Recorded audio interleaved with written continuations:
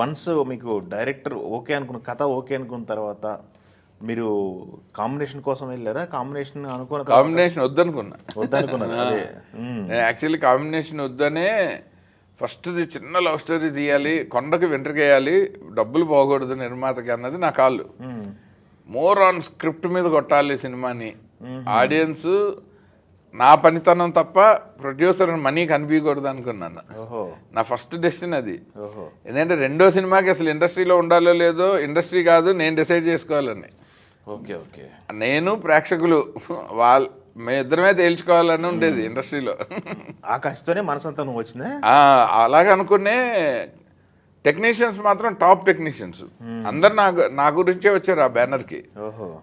సిరివెన్నెల సీతారామ శాస్త్రి గారు, సుచిత్ర చంద్రబోస్ గారు, పర్చూర్ బ్రదర్స్, వీళ్ళందరితో అంత క్రితం ఎంఎస్ రాజు గారు వర్క్ చేశారు. వర్క్ చేయడం వేరు, కంటిన్యూస్ వర్కింగ్ రిలేషన్ వేరు. ఒక సినిమాకి ఒక పని చేసి నామదారి టెంట్ హౌస్, ఇవాళ కుర్చీలు 20 కావాలి, మళ్ళీ ఫంక్షన్ అయిపోయింది తీసుకొని వేరు. మీరు ఒక ఏడాది ఆ కుర్చీలు ఉంచేసుకోండి సార్, రెంట్ కూడా అక్కర్లేదు అన్నది వర్కింగ్ రిలేషన్. అదే నామదారి టెంట్ హౌస్. మనసంతా నువ్వే ఉదయకిరణ్ నా త్రూవే చిత్రం అప్పుడు మేము ఇద్దరం అనుకున్నాం నీతో మంచి లవ్ స్టోరీ చేస్తా అని. చిత్రం రిలీజ్ రోజు. అవునా? అదే అప్పుడు అక్కడే పరిచయం అవుతున్నావు. దశరథ్ మా మిత్రుడు దశరథ్ పర్చూర్ బ్రదర్స్ నుంచి గీతా ఆర్ట్స్, ఎండమూరి గారి దగ్గర నుంచి పర్చూర్ బ్రదర్స్, అక్కడి నుంచి గీతా ఆర్ట్స్, అక్కడి నుంచి తేజ గారి దగ్గర తేలాడు direction department cum writer. So RP Patnaik గారు సినిమాల్లోకి రాకముందే మేము ఇద్దరం ఒక సినిమా ఫస్ట్ సినిమా చేయాలి, నువ్వంటే నాకు ఇష్టం అని.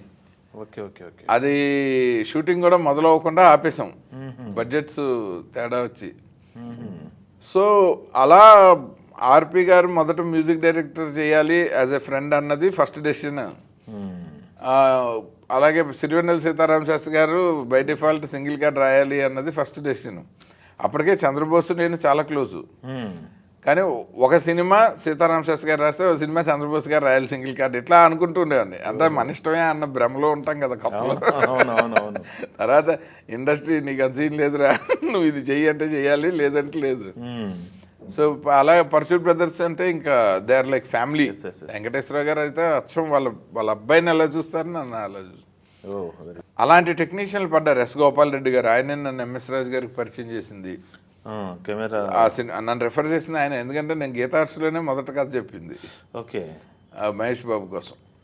First time Mahesh Babu cinema చేద్దామని అనగా వాళ్ళు అడిగితే ఎస్ గోపాల్ రెడ్డి గారితో ర్యాపో జయంత్ గారి దగ్గర.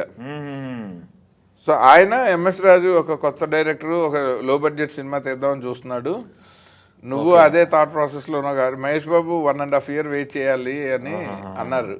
కథ నచ్చింది, బట్ ఒక 1.5-2 years పడుతుంది. వంశీ చేస్తున్నారు, వంశీ చేసినప్పుడు బి గోపాల్ గారు అప్పుడే స్టార్ట్ అయింది, పైగా ఫినిషింగ్లో కూడా లేదు, వెయిటింగ్ ఎందుకని ఇట్లా ఇంకా అలా ఇటు వచ్చేసాం. సూపర్ అండి. అసలు రామానాయుడు గారి దగ్గర ప్రేమ ఖైదీ లాంటి సినిమా, విజయశాంత్ గారు మెయిన్ రోల్, అందులో శారద గారు లాంటి క్యారెక్టర్ విజయశాంత్ గారిని పెట్టి అదొక కథ అనుకుని, అది యాక్షన్ సినిమా అని నేను వద్దండి ఇది తర్వాత చేద్దామని. నాకు ఫస్టే అంటే ఫైట్ మాస్టరు, ఇమేజ్ ఉన్న స్టార్సు, మొదటి సినిమా అది వద్దనుకునేవాడిని. ఎందుకంటే అసలు డైరెక్టర్గా నేనేంటో నాకే తెలియకుండా నేను ఇంకో ప్రొడ్యూసర్తో డబ్బులు ఖర్చు పెట్టించలేను. ఓకే ఓకే, నాకు తెలియాలి ఫస్ట్ నా మీద ఎక్కువ ఇన్వెస్ట్మెంట్ వద్దని నేనే రిస్ట్రిక్ట్ చేసి. తక్కువ అన్నారు. ఇప్పుడు మనసంతా నువ్వే తక్కువలో చేశారా? చాలా తక్కువ, అందుకే ఎక్కువ కలెక్ట్ చేసింది. అందుకే అని కాదు, ఎంత ఖర్చు పెట్టామన్నది ఇంపార్టెంట్ కాదు, ఎంత అవసరం అన్నది.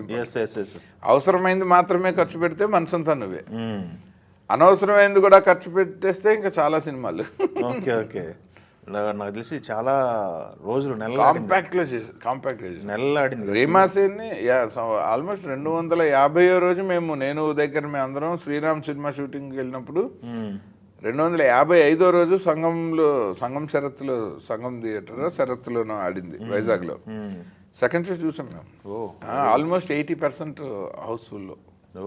ఏది మేము వెళ్తున్నామని అనౌన్స్మెంట్లు అవి ఏమి హడావిడి లేకుండా క్వైట్గా షో స్టార్ట్ అయ్యాక వెళ్ళి లాస్ట్ రోలో కూర్చుని మళ్ళీ జనం లైట్లు ఆన్ చేసి ముందరే లేచి వచ్చేస్తే